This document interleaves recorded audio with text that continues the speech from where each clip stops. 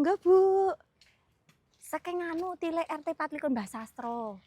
Oh, nggih pun jenengan ndek wingi. Oh, nggih pun Bu, monggo. Wih, Mbak Retno, kuwi karo Mbak Susi cah. Nggih ngopo? Aku bar Tilek.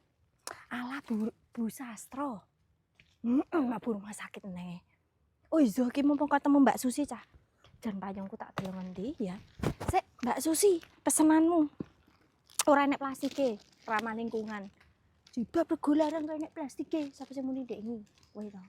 Lah yo ora ngerti yo kampung awak dhewe iki ramah lingkungan ora butuh plastik, butuh jilbab enak.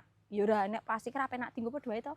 Lah jonyo isin biru aku sing nganggone maca. Ajare sesuk arep dienggo. Ojo. Ojo. Yo wis. Oh, gampang. Iki ki enek gesper ning jero ning pisan ki. Langsung dipayung tak yen kabur.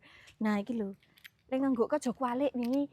Sapa jenenge bojoku nganggone ngene iki. Lho ora sedeng lho ya. Nganggone saka ngisor rene. Ngene iki. Mburine hoodie. Nah, bahane kenit. Senengku kenite iki lho, Mbak Susi. Ora brudul deloken. Halus. Ayo beda to. Ndek iki dibanding karo sing anu ya beda kualitase. Lah ya heeh. Ya wis.